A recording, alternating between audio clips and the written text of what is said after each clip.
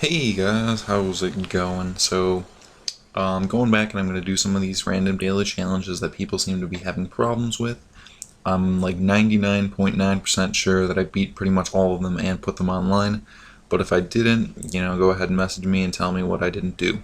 Because honestly, I don't remember.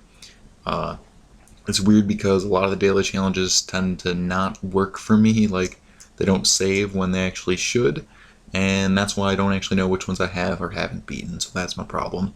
So anyways, this one is called This Monkey's Got Deep Pockets. It's August 26th, 2012, and only the most expensive upgrade paths for you are allowed. You have to do it on Castle and on Hard. So 1 through 85 on Castle, on Hard, with limited upgrades. That sounds difficult, and that's why I did it for you guys. So I'm going to go over the strategy really fast, and then I'm going to talk about something that I find really, really interesting that you guys might not find as interesting as I do. But I'm actually thinking about making another video about it if you guys actually like this. So let's check it out. Well, first of all, let's start off with the strategy. It's very, very similar to my strategy for Hard on Castle No Lives Lost that I originally put up probably like 3 or 4 times because people kept having problems with the castle. And what I did was I started off with a regular dart monkey, and on level 2 I used a set of road spikes, and then I built a spike factory as fast as possible. And after I got that spike factory, I got a boomerang, then saved up for a farm, and that farm is not pertinent, but it helps out a bunch for this strategy, guys. It helps out a ton. So I really farm a lot in this game. I get 4 2-0 farms by level like 35 or something like that, and then I don't really farm very much after that. But yeah, after you get the spike factory and the boomerang and all that, just get a couple farms, and then just make sure what I did was I got a dart monkey for level like 13 or so, and it just helped out quite a bit. I did use a couple sets of road spikes here and there, but road spikes are allowed, and only one here and there really isn't that bad. If you really want to try and not use a lot of road spikes, just let the few lives go by. They're really not that bad. It's not like you're losing like 30 lives at each one of these levels. No, it's like 1 or 2, and it helps you save a bunch of money, which makes it easier later. Level 20, you want to get a glue gunner. That'll at least a 1-0 glue gunner, preferably a 2-0 glue gunner. Just follow my guide if you're having a bunch of problems.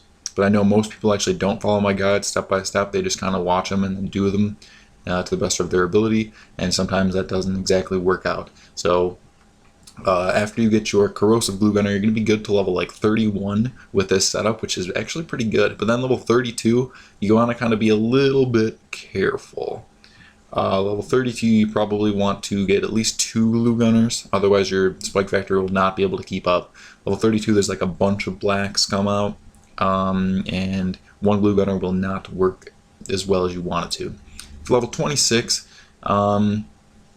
won't be that difficult, but for level 27, you probably want to get like 2 of the dart monkeys. For level 26 or 27, 2, 3 dart monkeys, they'll definitely help out. And then as well, you can probably get a couple cannons here and there, just to help out with any leads that might get by for level like 36, 37 or so. And then after that, what you want to do is actually get a monkey ace. And the monkey ace helps out a bunch for just popping a bunch of random balloons. You want to get a 3-0 monkey ace pretty soon. Definitely pretty fast. If you don't get it in the middle of level 38, you're probably going to lose a lot of lives, or you're probably going to have to use a lot of sets of road spikes. So I recommend just doing that. And then for level 42, you probably want to get your monkey village up to 0-2, and then level 46, I believe I built a bunch of Moab Maulers. Yeah, I'm getting a little confused because I did this actually last night, and now I'm actually making commentary, so I don't remember exactly what I did. But I think for level 46, I built just a bunch of Moab Maulers, and the monkey aces actually pretty much took out all the balloons from the Moab, but you might need to use a couple sets of road spikes here and there. If you want, you can probably just use a couple sets of road spikes on the Moab right at the beginning, and it'll actually probably work out better than using road spikes at the end.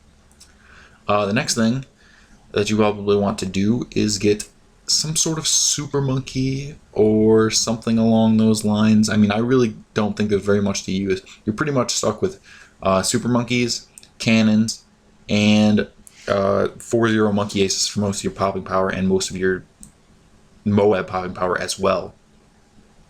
And then what you want to do is, I don't know, it depends. You can either go for a 4-0 monkey ace kind of fast, which I did for the first time I played through this, or what you can do is just kind of use an Arctic Wind, a couple cannons, and a plasma monkey, a 2-0 super monkey, and he'll help you out for quite a while. In level 63 might be a little bit difficult, but even level 65 and all that, they're not going to be too bad.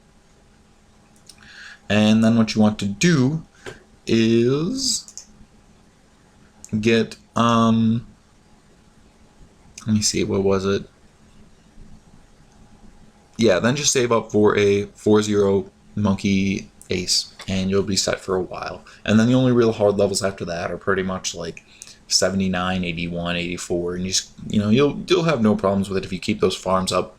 But that's really all I got for the strategy. I think you guys can do this. I know it's castle, I know it's hard, but I think you guys can do it for sure. So now what I'm going to be talking about is, let's see, what else do I have to do? Well, if you guys have any more daily challenges that you want me to do, go ahead and let me know. Emily008A actually suggested this one, so I did that one basically for him or her. I think it's a her. But yeah, if you have any more you want me to do, go right ahead. I'm actually going home for the weekend, so I probably won't make very many videos for a little while, so I'm sorry, but I'll try and keep it up, keep them going for you guys. So what I'm going to be talking about now is infinity, which I find it very interesting to think about infinity, but I think it's a really, really hard concept to grasp. So I think there's kind of like 3 types of infinity, okay? It's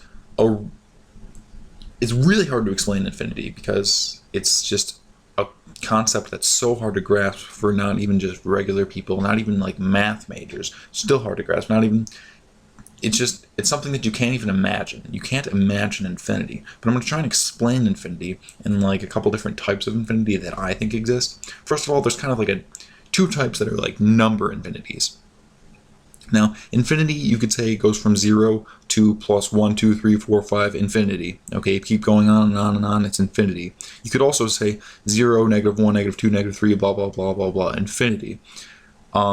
Let's say you have 0 to infinity, that's still infinity numbers. If you add infinity to 0, -1, -2, -3, that infinity going, I guess, to the left on a number line, it's still infinity, which is kind of weird to think. If you add infinity and infinity, you still get infinity. If you multiply infinity times infinity, you still get infinity. So infinity is just crazy, guys. Okay, you can't really add a negative infinity and an infinity. You'll still get infinity, you won't get 0, which is kind of crazy, or it just doesn't really make sense to most people. And then what I like to think about is another way of thinking of numbers and infinity is if you think of the numbers between 0 and 1, you have infinite numbers between 0 and 1. And people don't normally think about that as infinity, or any range of numbers for that matter. How many numbers are between 0 and 10? Infinity numbers. There's 1, 2, 3, 4, 5, 6, 7, 8, 9, and then there's 0.5, 0.25, there's 0.1, 0.01, 0.001, 0.0001. There's so many numbers, there's infinite numbers that you could possibly make. Even if you said, I made all the numbers, you can always just say, well, just add 1, or add 2, or add 3, 0.3, add whatever number you want to the end of that decimal, and you're going to get a new number. So that's why there's infinite numbers in between each number. So that's also pretty ridiculous. Now another thing I like to think about is infinity kind of in reality, but that's kind of counterintuitive as well, because infinity I don't think actually exists. But it's really hard to think about because maybe in a black hole infinity exists, but is that reality, or is that a non-real thing inside of a black hole? And that's also very confusing. So what I like to think about is I don't think infinity actually exists in real life. Or in most circumstances, or if any circumstances. I obviously can't understand every single circumstance that ever exists or would exist. But what I like to think about is if infinity actually existed, if the universe was in fact infinite, then you'd have infinite amount of views, infinite amount of Earths, infinite amount of everything that could possibly ever happen. And that means every single thing that ever happened, even things that are impossible with our universe's laws would happen in infinity, which doesn't make much sense. But if it is infinite, that means it has to happen eventually, which doesn't make sense. That's why I think infinity is kind of crazy to think about, all these random things that infinity actually is. And I'm actually thinking about making another video trying to explain infinity, maybe kind of as a vlog type thing. I don't really know. Maybe I could draw it out and maybe it'll make more sense to you guys. But that's really all I got, so thanks for watching and have a really nice day.